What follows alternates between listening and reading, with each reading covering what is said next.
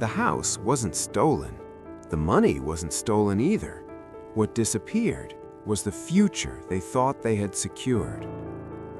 In a growing city in North Carolina, a newly renovated apartment complex stood just off a busy highway. From the outside, it looked ordinary. Gray siding, clean balconies, fresh landscaping. Nothing about it screamed luxury. But inside, it promised something far more valuable: stability. For years, renters in the area had watched prices climb higher and higher. Apartments filled fast, leases became stricter. People felt trapped, paying more every year with nothing to show for it. That's when Harbor Ridge Living appeared. Harbor Ridge wasn't selling homes, it was offering something different: rent-to-own investments. The idea was simple.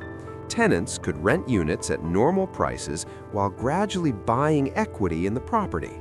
After several years, they could either own their unit outright or sell their stake for a profit. It sounded modern, responsible, smart.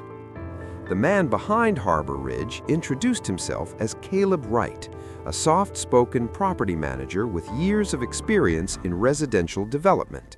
He spoke carefully, never exaggerating. He didn't promise riches, he promised patience. Caleb hosted small informational meetings in rented conference rooms. He showed charts, he explained market cycles. He talked about long-term security rather than quick wins. He warned people not to rush. That warning made people trust him. Among those listening was Diane, a medical billing specialist who had spent nearly 20 years renting. She wasn't looking to flip property or get rich. She just wanted something permanent, something that felt like progress.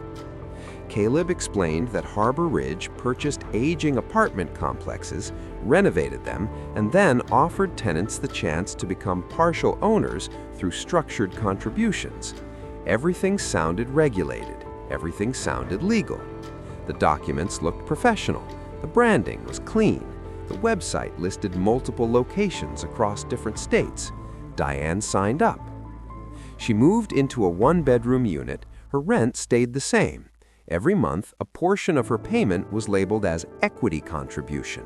She received statements. She saw balances grow. It felt real because it was real, at least on paper. Over time, Harbor Ridge expanded. In Georgia, families signed similar agreements. In Virginia, retirees invested lump sums for future returns. In Tennessee, young professionals joined, thinking it was smarter than renting forever. Caleb remained invisible but present.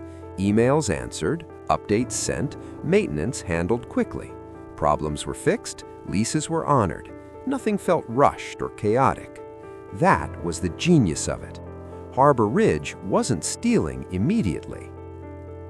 Behind the scenes, the structure was flawed by design. Harbor Ridge did not actually own most of the properties outright. They were leased, mortgaged, or held through shell companies. The equity people believed they were building was internal accounting, not real ownership. The documents were legal, but misleading. Years passed. Diane proudly told friends she was building ownership.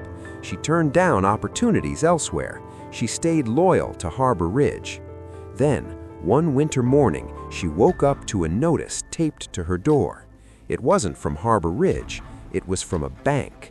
The property was entering foreclosure. At first, no one panicked. Caleb sent an email saying it was a temporary restructuring.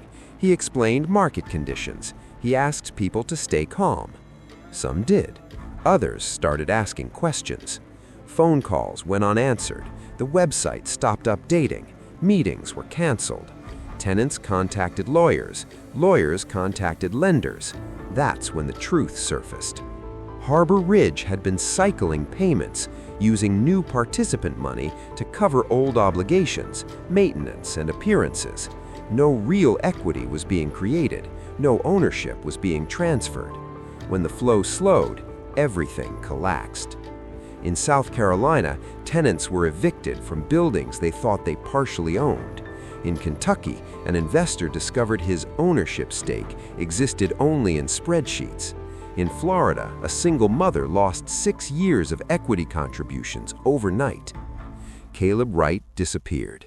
No dramatic exit, no headlines, just silence. Authorities later described it as a slow-burn real estate confidence scheme, not flashy enough to raise alarms early, not illegal enough to stop quickly. The damage wasn't instant. It unfolded quietly, one eviction notice at a time. Diane fought to recover her money. The legal process dragged on.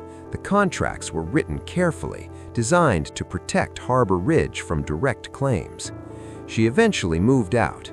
The apartment complex was sold, renovated again, rebranded under a new name. New tenants moved in. They had no idea. Years later, Diane still drives past the building sometimes. It looks better than ever. Fresh paint, new signs, new promises.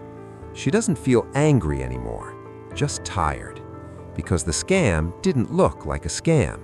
It looked responsible. It looked patient. It looked like the future. And that's why it worked.